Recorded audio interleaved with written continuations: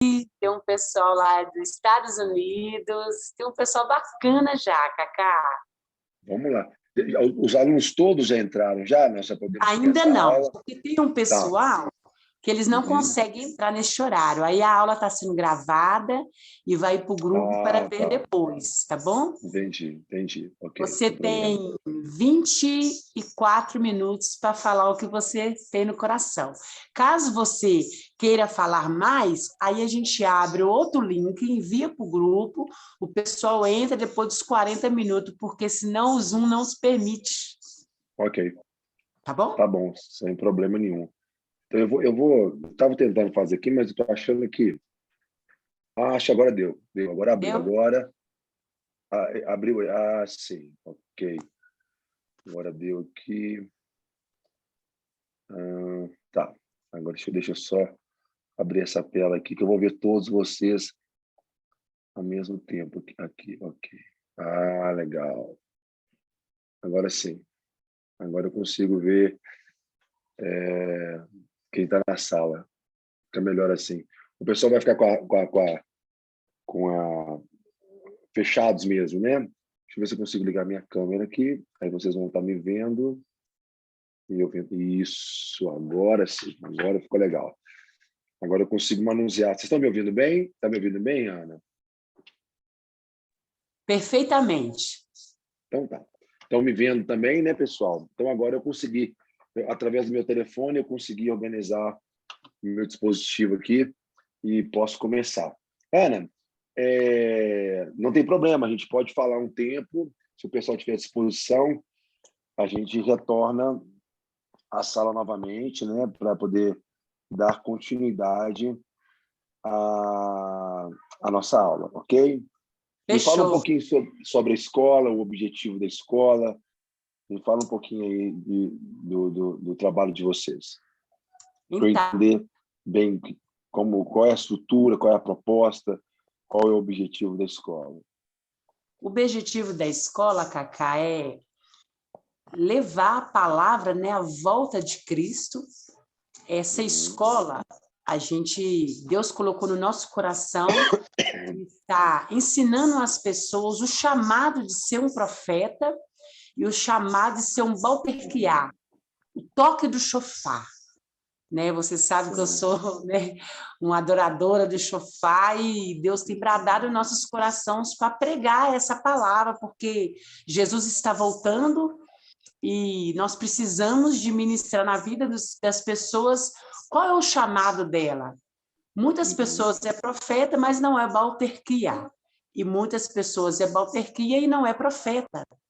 Então, a nossa visão é levar a volta de Cristo nos corações das pessoas que estão nos assistindo, as pessoas que vão assistir depois no canal do nosso YouTube, e é levar Jesus no coração das pessoas.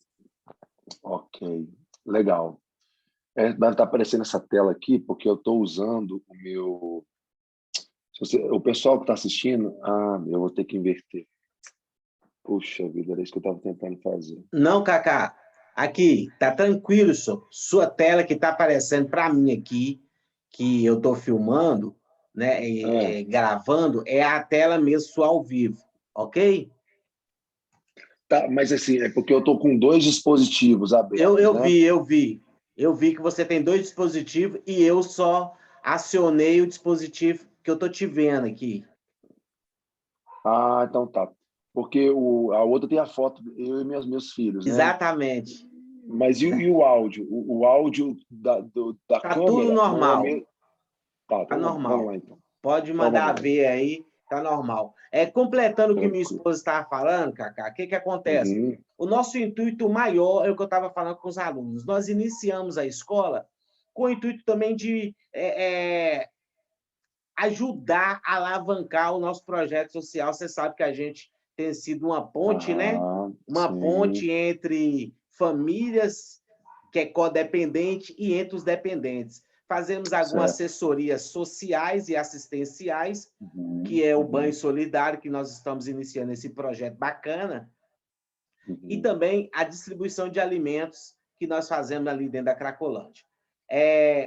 o nosso intuito maior dentro desse projeto que nós acabamos entendendo, né, que não era valores, era simplesmente distribuir o link e levar as pessoas a vir se assistir, a se capacitar e através de grandes homens de Deus, que eu creio que não só você, mas outros também virão ministrar, essas pessoas possam ser impactadas, tocadas, ministradas, renovadas, né? Não só do seu chamado, mas de estar caminhando diariamente com Cristo, aguardando firmemente, né, a volta de Cristo, a volta do nosso Senhor. Ok, muito bom, meu irmão. Então, pessoal, eu sou o fundador da comunidade Ele Clama, né, que é uma comunidade que já funciona há já quase 20 anos, trabalhando com acolhimento de pessoas que estão em situação de rua. Sou pastor, na verdade, ungido como evangelista, né, desde 2008, e trabalho com treinamento, né? Então, acho que a questão do treinamento é importantíssima, viu? Eu acho que é extremamente importante empoderar as pessoas. A ortopraxia, ela anda junto com uma ortodoxia, né? Que a ortodoxia é a ideia certa, né? Para gerar uma prática certa, mas quase sempre é ao contrário. Uma prática certa é que vai moldando a ideia certa, né? A doutrina correta. E, assim, eu sou fundador de um seminário chamado Ceifar, né, que hoje se chama Siga-me, que começou dentro da nossa casa de recuperação, praticamente, dentro da comunidade terapêutica, dentro do Ele Clama, no ano de 2008 também, 2009. E a gente vem empoderando, treinando. Eu sou professor da Jocum, fui professor muitos anos do CTMDT, sempre envolvido com treinamento, que eu acho que o treinamento ele é extremamente importante para o aperfeiçoamento do santo, né? Efésios 4, né, no versículo 11, vai falar que Deus deu uns para profetas, outros para mestres, evangelistas, pastores, né, que cooperam, né, com a movimentação apostólica, e esses homens eles trabalham para o aperfeiçoamento dos santos, para que os santos executem a obra do ministério.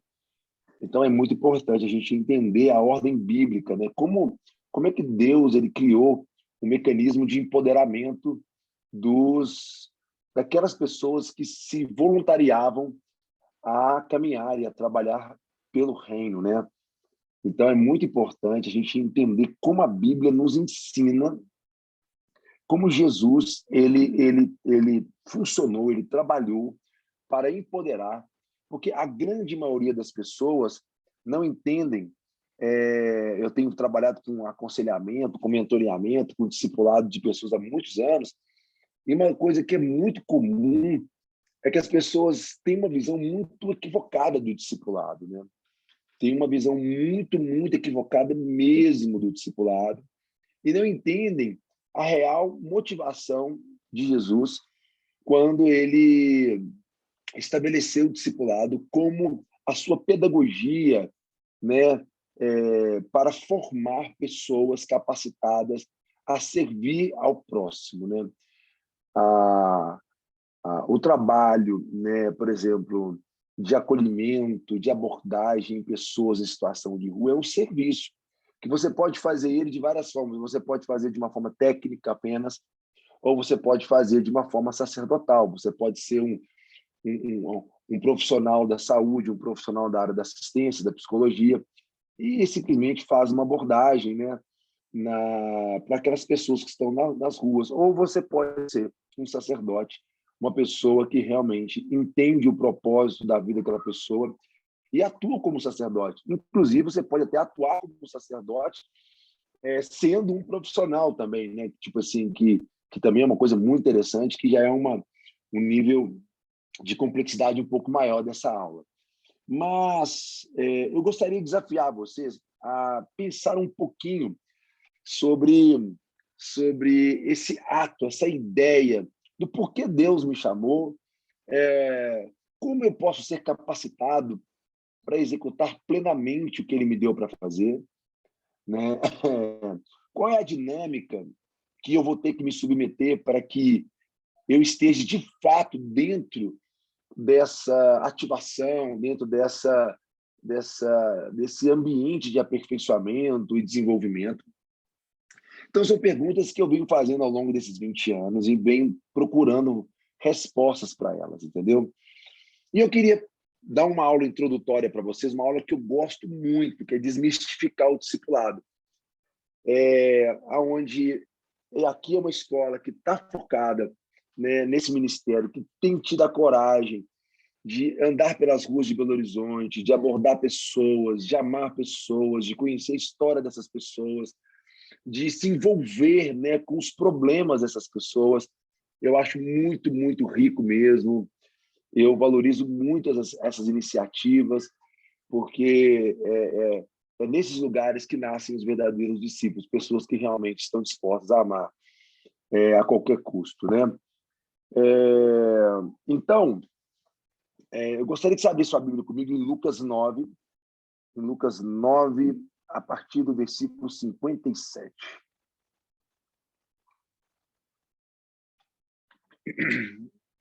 Antes de pedir para abrir para Lucas 9, pessoal aí, tem alguém aí que, se for possível, abrir o microfone? Eu quero fazer uma pergunta para vocês antes.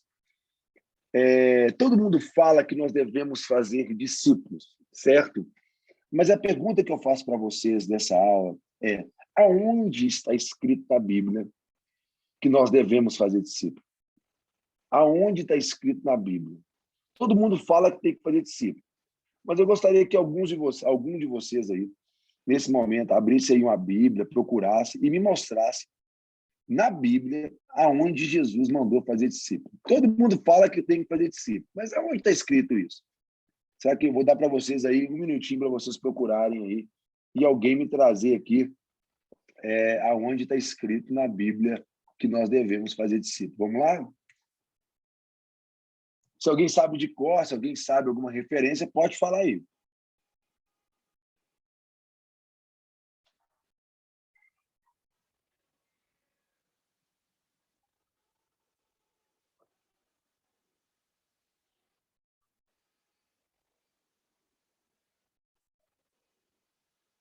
Achou? Alguém achou aí? Mateus Boa noite, a paz do Senhor 28. Jesus. Pá. Vai lá, Dan. Mateus 28, 19 e 20. Então, faz um favor. A Carol que está falando, né? Carol, faz um favor para mim, então, agora. Lê para mim, então, a partir do versículo 18. Leia. Do 18? Do 18 em diante, né? Você falou 18, 19, né? Lê. Não, Pode falei ler. 28, 19 e 20. Então, 28, mas lê a partir do 18. Ah, só um minutinho aqui. Cadê? Mateus 28.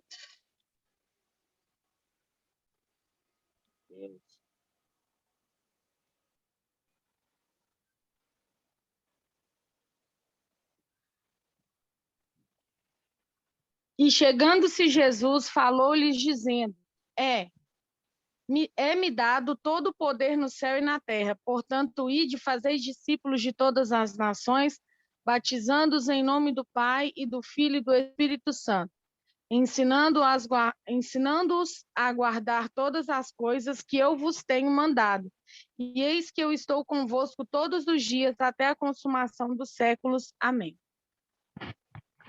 Continua o texto, Carol. Continua lendo o texto, por favor. Mas ele vai só até... tá. Ele vai só... Mateus 28 vai só até o 20. Como assim? Mateus 28, não é? Isso. Então, ele é do 1 até o 20. Aí acaba o texto? Acaba. Acaba. Então lê o 29, então. Não tem. Ah, tá. O capítulo 29 não tem. Não tem? Não tem. Uau! Então, peraí. Então, vamos fazer uma análise então, aqui. Então, isso foi a última coisa que Jesus falou na Terra? a última coisa que Jesus falou na Terra, Isso. eu acho que sim. Sim, sim. Então, a pergunta que é o ele seguinte... estaria conosco até a consumação dos séculos. Isso. Logo depois que ele falou isso aí, ele falou esse outro versículo que está em Atos 1, né? Mas isso aí foi a última instrução que Jesus deu aos seus discípulos, praticamente. Depois disso, ele foi embora, ele subiu e foi embora. A minha pergunta foi se está escrito que Jesus mandou fazer discípulo ou aonde está escrito. Qual foi a minha pergunta? Quem lembra da minha pergunta?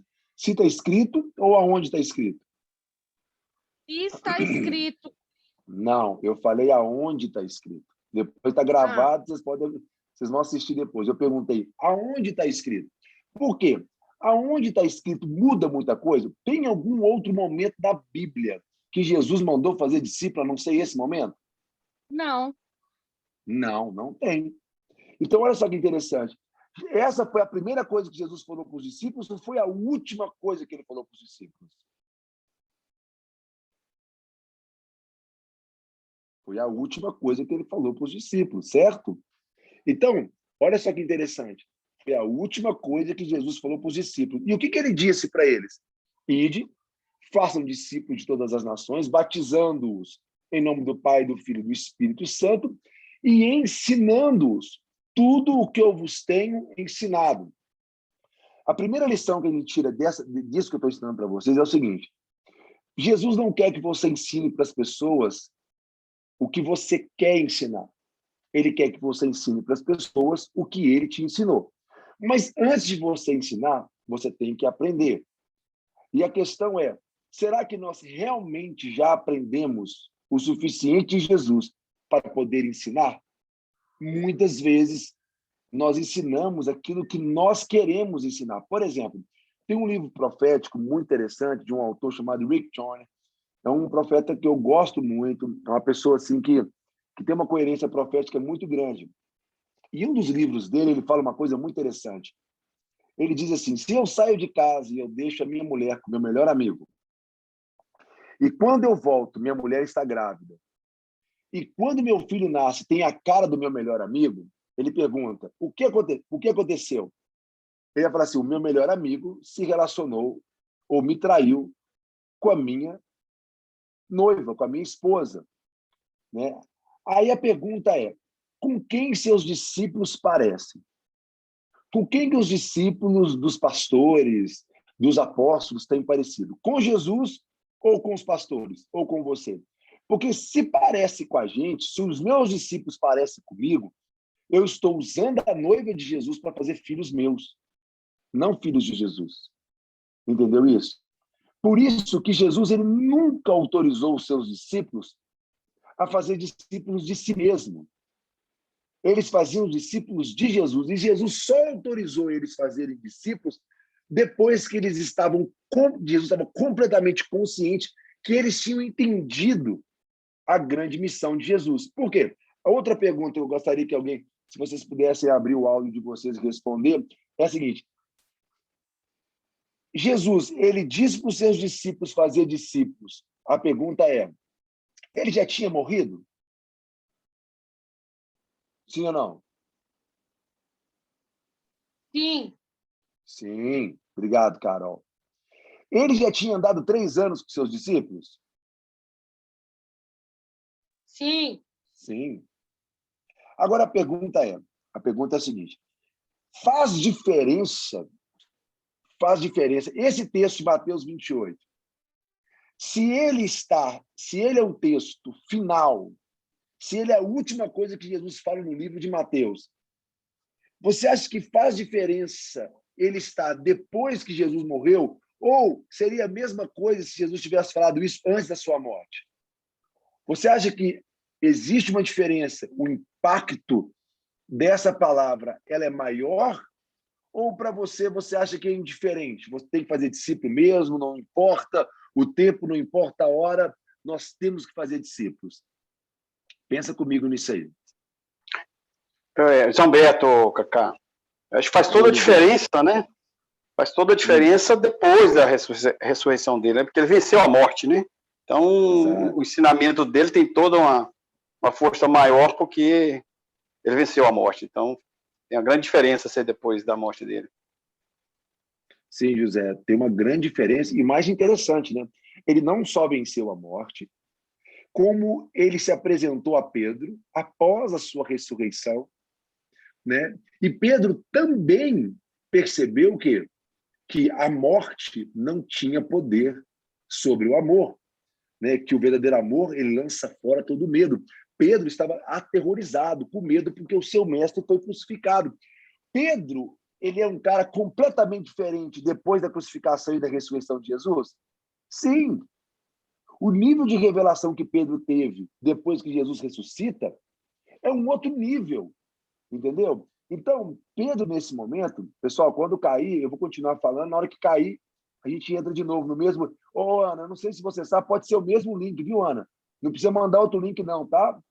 Pode só clicar no mesmo link e a sala entra de novo, tá bom?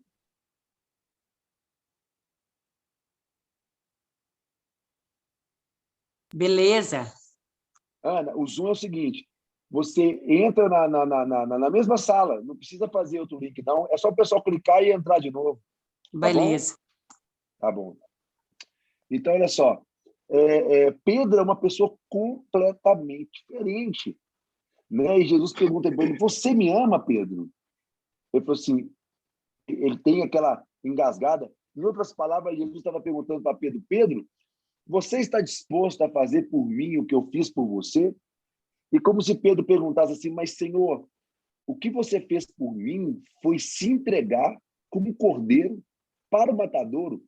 Ele falou assim, então, Pedro, você me ama ao ponto de fazer por mim o que eu fiz por você?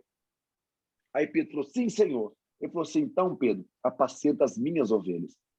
Aqui nós temos um outro ponto muito importante. Jesus nunca deu a igreja para os pastores. Jesus nunca deu as suas ovelhas para os pastores. Jesus sempre deu pastores para as suas ovelhas. Jesus deu pastores, mestres, profetas, evangelistas para a igreja, mas ele não deu a igreja para os profetas, pastores, evangelistas e mestres. Nós temos que entender que a igreja ela é de Jesus, ela sempre foi de Jesus e sempre será de Jesus. Isso é uma coisa que nós não podemos esquecer jamais, porque hoje os homens têm feito grandes territórios eclesiásticos e chamando as ovelhas deles e usando as ovelhas para os seus projetos pessoais. Existe uma grande diferença de um discipulado em que você treina pessoas para fazer aquilo que você quer que elas façam, ou você treinar as pessoas para elas fazerem aquilo que Jesus deu para elas fazerem. Porque Jesus colocou no seu coração um chamado. Ele te deu um nome, ele te deu uma missão. Qual é o trabalho dos pastores, mestres, profetas, evangelistas e apóstolos? Aperfeiçoar aquilo que Jesus te deu e não usar a sua força, a sua capacidade para fazer o que eu quero. Para que a minha igreja cresça, para que a minha estrutura seja melhor. Não. Esse tipo de discipulado ele é equivocado. E é um discipulado, o que nós chamamos da grande comissão grega. Né? Ele é um discipulado fundamentado numa plataforma babilônica que reproduz pessoas de uma forma uniformica. Se eu faço discípulo de mim mesmo, as pessoas irão se parecer comigo e terá um monte de cacazinho aí no mundo fazendo as coisas que o Cacá faz. Mas se, ao contrário, eu não fizer discípulo de mim mesmo, mas eu entender que eu tenho uma missão e Jesus me deu uma missão e o meu grande chamado não é fazer discípulo, mas é cumprir essa missão que Jesus me deu para fazer, se eu cumpro essa missão, eu logo estarei apto a ajudar outras pessoas a cumprir a missão que Jesus deu a elas. Então, o verdadeiro discipulador é aquele que cumpre a sua missão, não é aqueles que fazem discípulos. Se você fizer 200 milhões de discípulos, nós temos uma nação brasileira com 200 milhões de habitantes. Vamos supor que Jesus viveu na nossa época e ele veio aqui. E ele fez 200 milhões. Ele tem uma igreja de 200 milhões de discípulos. Só que ele gastou tanto tempo fazendo discípulo que ele não morreu na cruz. E eu te pergunto, Se Jesus tivesse feito 200 milhões de discípulos e não tivesse morrido na cruz, ele teria cumprido a sua missão?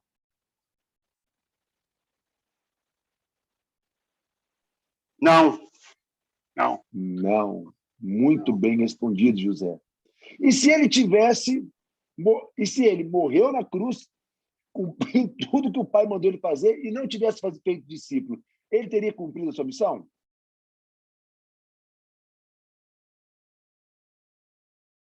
Ficou mais difícil, né? Essa ficou mais difícil.